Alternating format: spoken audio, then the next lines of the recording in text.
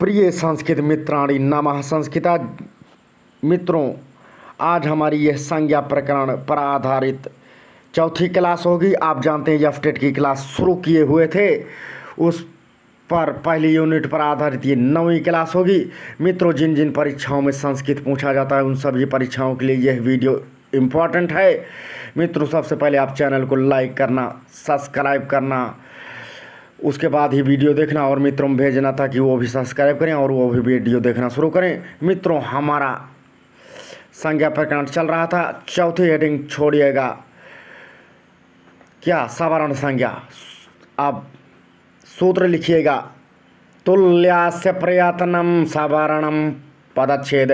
तुल्यास्य प्रयत्नम, क्या तुल्यास्य प्रयत्नम ब्रैकेट में 1.1, सवर्णम ब्रैकेट में 1.1। अब इस सूत्र की वृत्ति देख लीजिएगा मित्रों। तालुवादिस्थानम आभ्यंतर प्रयत्नश्चेति एतद्द्वयं यस्य येन तुल्यं तन्मिथः सवर्ण संज्ञं स्यात्। तालुवादिस्थानम आभ्यंतर प्रयत्नश्चेति एतद्द्वयं यस्य येन तुल्यं तन्मिथः सवर्ण संज्ञं स्यात्। तालुवादिस्थानम आभ्यंतर प्रयत्नश्चेति एतद्द्वयं यस्य येन तुल्यं तन्मिथः सवर्ण संज्ञं स्यात्। अब स्पेलिंग देखिएगा मित्रों। ता आ की मात्रा आधा ला, वा आ की मात्रा दा, छोटी की मात्रा तालवादी, दंती आधा सा, था आ की मात्रा ना, मा, आ की मात्रा आधा भा, या, आ की मात्रा आधा ना, ता, रा, आभ्यंतर, पा आधा रा, या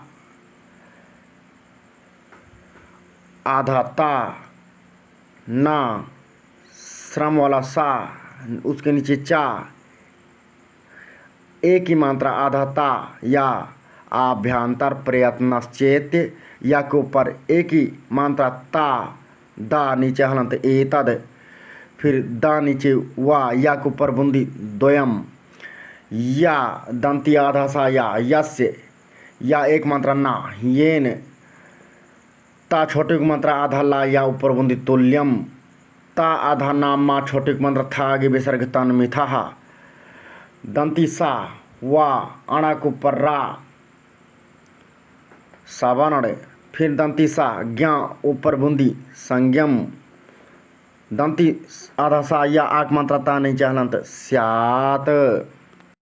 सूत्रार्थ, तालु आदि उच्चारण स्थान तथा तालु आदि उच्चारण स्थान तथा आभ्यंतर प्रयत्न, ये दोनों जिस वर्ण के देखेगा, तालु आदि उच्चारण स्थान जो होते हैं तथा आभ्यंतर प्रयत्न, ये दोनों जिस वर्ण के तुल्य होंगे।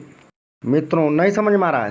तालु आदि जो उच्चारण स्थान होता है तथा आभ्यंतर प्रयत्न, ये दोनों जिस वर्ण के साथ तुल्य अर्थात जिस वर्ण के साथ समान होते हैं, वे अक्षर समूह परस्पर अर्थात आपस में सवर्ण संज्ञक होते हैं। वे अक्षर समूह क्या होते हैं? परस्पर आपस में सवर्ण संज्ञक होते हैं। आइए अब हम समास देख लेते हैं। ये जो वृत्ति पढ़ी इसे से संबंधित कौन कौन से पदों में कौन कौन से समास हैं देखते हैं। आस्य ब्रैकेट में आस्य ब्रैकेट में मुखे भवम, आस्य मुखे भवम बराबर क्या बनेगा? आस्यम। आस्य मुखे भवम बराबर आस्यम। प्रकृष्टो यत्नः बराबर प्रयत्नः, अथवा प्राक्तनो यत्नः बराबर प्रयत्नः। तो इन सब में कौन सा समास होगा? प्रादि समास होगा। आस्यांच बड़ा दंती आधा सा या आकमांत्रा आधी इया च आस्यांच प्रयत्नंच पानिचेरा या आधा ता न आधी इया च प्रयत्नंच आस्यांच प्रयत्नंच बराबर।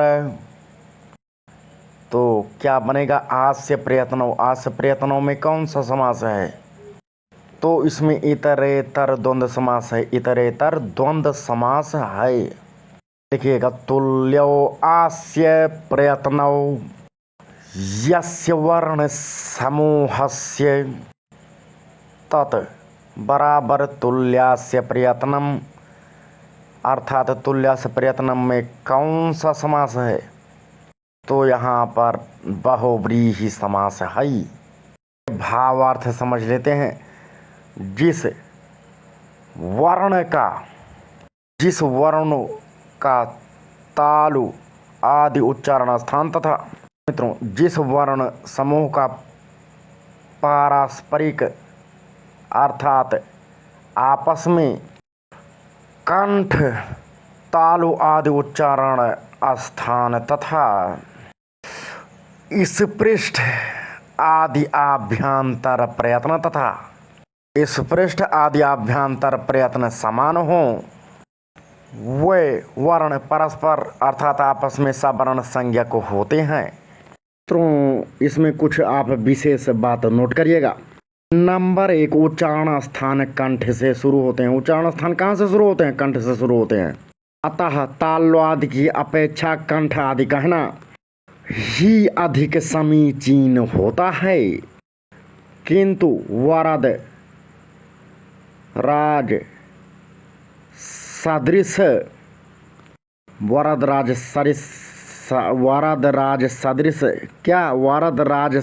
सदृश महापुरुषों का जो भी कथन है वो हम सभी के लिए सम आदरणीय है।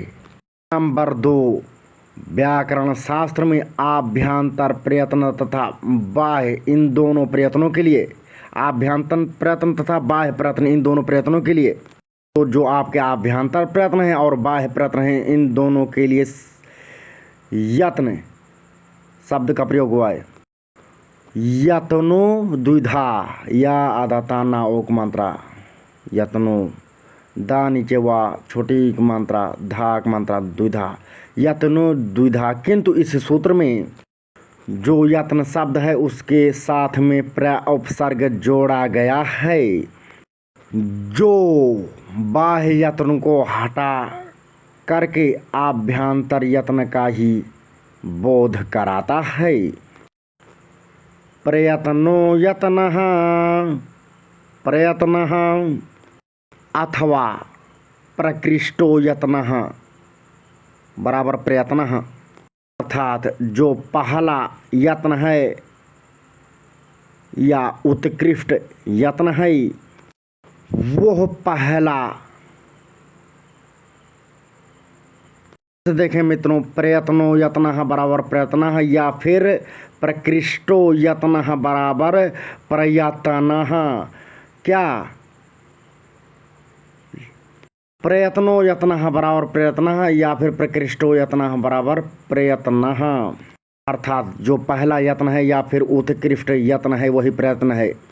इस दृष्टि से वर्णों की जो उत्पत्ति होती है उससे पूर्व का, अर्थात वर्णों की उत्पत्ति से पूर्व का यानी वर्णों को जो जन्म होता है उससे पहले का, जो वर्णों का जन्म होता है जन्म होने से पहले का जो यत्न होता है, फिर वर्णों की उत्पत्ति का कारण अर्थात वर्णों की उत्पत्ति का कारण होने से उत्कृष्ट यत्न आभ्यंतर यत्न ही है।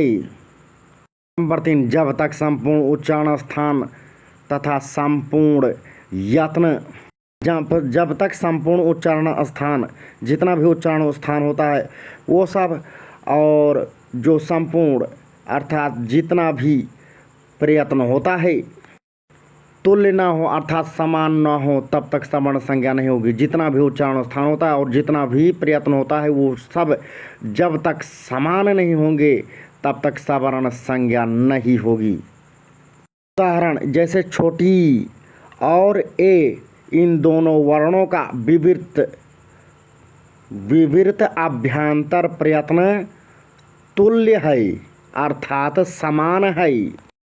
और छोटी और ए का उच्चारण स्थान तालु भी समान है, किंतु ए का जो कंठ स्थान है वो अधिक है, अतः इनकी सवर्ण संज्ञा नहीं हुई। हम आपको मित्रों बता दें, ई का उच्चारण स्थान तालु होता है और ए का उच्चारण स्थान कंठ तालु दोनों होता है, ताकि ए कैसे बनता है, छोटा आबलिक बड़ा, छोटी आबलिक बड़ी बराबर ए बनता है। तो ए का उच्चारण स्थान कंठ और तालु दोनों होता है, तो ई का उच्चारण स्थान तालु है और ए के उच्चारण स्थान में भी तालु आ रहा है, लेकिन ए का उच्चारण स्थान कंठ और तालु दोनों से मिला करके होता है, अतः इन दोनों की सवर्ण संज्ञा नहीं हुई। किसकी छोटी और ए की क्या हुई, सवर्ण संज्ञा नहीं हुई है। इसीलिए भवति जोड़ एव में सवर्ण दीर्घ नहीं हुआ। इसीलिए भवति जोड़ एव में सवर्ण दीर्घ नहीं हुआ। मित्रों अब आगे देखें नंबर 4, का और अंगा इन दोनों की सवर्ण संज्ञा होगी, क्योंकि का और अंगा दोनों वर्णों का आस्य का मतलब है मुख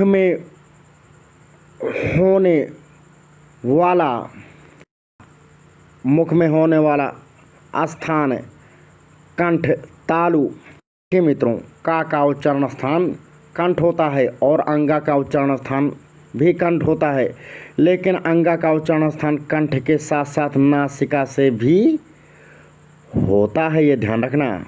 तो का उच्चारण स्थान क्या हुआ मित्रों, कंठ हुआ, और अंगा का उच्चारण स्थान कंठ और नासिका हुआ।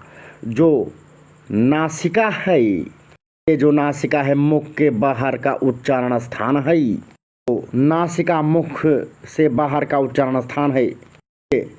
का और अंगा का आभ्यंतर प्रयत्न, इन दोनों का आभ्यंतर प्रयत्न स्पृष्ट है, अर्थात का और अंगा इन दोनों का आभ्यंतर प्रयत्न स्पृष्ट है, अर्थात दोनों का आभ्यंतर प्रयत्न तुल्य मतलब समान होने से का और अंगा की सवर्ण संज्ञा होगी। इसी प्रकार चा और इया की भी सवर्ण संज्ञा होगी। कैसे, क्योंकि चा का उच्चारण स्थान तालु है और इया का उच्चारण स्थान तालु के साथ साथ नासिका है, लेकिन नासिका तो मुख से बाहर का उच्चारण स्थान है और इन दोनों वर्णों का आभ्यंतर प्रयत्न भी स्पृष्ट समान होने से ये दोनों सवर्ण ही आपस में।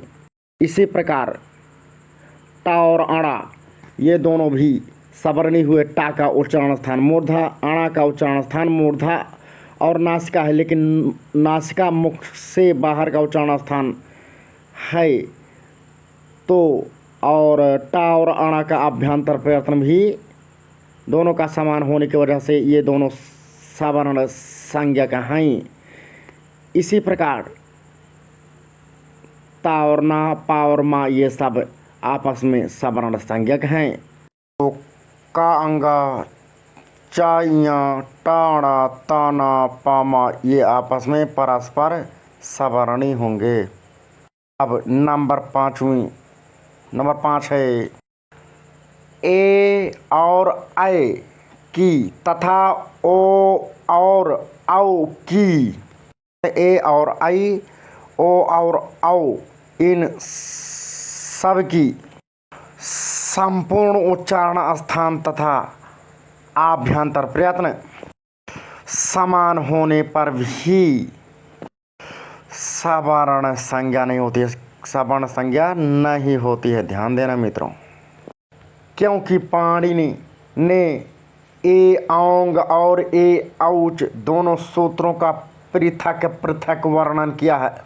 जो जो दो सूत्र हैं ए ओंग और ए औच, इन दोनों सूत्रों का पृथक पृथक निर्देश किया है, अलग अलग निर्देश किया है। आगे देखिए मित्रों, ऋकार और लृकार, इन दोनों की परस्पर सवर्ण संज्ञा कहनी चाहिए। ऋकार मतलब रिधि और लृकार मतलब लिरी, इन दोनों की सवर्ण संज्ञा कहनी चाहिए। कैसे? ऋकार और लृकार, इन दोनों वर्णों की परस्पर सवर्ण संज्ञा कहनी चाहिए। कैसे? क्योंकि पाणिनि जी ने एक वार्तिक लिखा है, उसी वार्तिक से रि और लृ परस्पर आपस में सवर्णी होंगे। वो वार्तिक आप सुनिएगा मित्रों। रि लृ वर्णयोर मिथः सावर्ण्यं वाच्यम, रि लृ वर्णयोर मिथः सावर्ण्यं वाच्यम। इस वार्तिक से दोनों रि और लृ परस्पर मतलब आपस में सवर्णी होंगे। रि लृ वर्णयोर मिथः सावर्ण्यं वाच्यम, सावर्ण्यम में दंतिसा में आ की मात्रा है। इस प्रकार ऋकार और लृकार, इन दोनों वर्णों की परस्पर सवर्ण संज्ञा कहनी चाहिए। मित्रों, तुल्यास्य प्रयत्नम सवर्णम, इस सूत्र के अनुसार जो ऋकार है और लृकार, इन दोनों वर्णों की परस्पर सवर्ण संज्ञा नहीं हो सकती है। क्योंकि आप जानते हैं ऋकार का उच्चारण स्थान मूर्धा है और लृकार का उच्चारण स्थान दंत है। परंतु तवलकारः आदि प्रयोग के लिए इनकी सवर्ण संज्ञा आवश्यक थी, या इस वार्तिक के आधार पर रि और लृ वर्णों का उच्चारण स्थान समान ना होने पर भी सवर्ण संज्ञा सिद्ध हो जाती है। प्रश्न बनेगा, रि और लृ ये दोनों वर्ण किस वार्तिक से सवर्णी होंगे? आप कहेंगे रि लृ वर्णयोर, क्या? रि लृ वर्णयोर मिथः सावर्ण्यं वाच्यम, रि लृ वर्णयोर मिथः सावर्ण्यं वाच्यम। इस वार्तिक से रि और लृ आपस में सवर्ण क्या है? सवर्णी है। जी हाँ, सत्य। तो मित्रों, ये लेक्चर यहाँ पर ख़त्म किया जाता है। तो सावर्ण्यम की स्पेलिंग है दंती सा आ की मात्रा व आधा आड़ा या को पर्रा ऊपर बिंदी सावर्ण्यम, व आ की मात्रा आधा चा या ऊपर बिंदी वाच्यम। तो ऋकार और लृकार जो यही वार्तिक है, इसी वार्तिक से ये दोनों आपस में क्या है? परस्पर सवर्णी हैं। तो मित्रों, आपको जहाँ कहीं भी नहीं समझ में आया होगा, आप कमेंट करके बताइएगा, हम पुनः पढ़ा देंगे। मित्रों, वीडियो देखने के लिए बहुत बहुत धन्यवाद।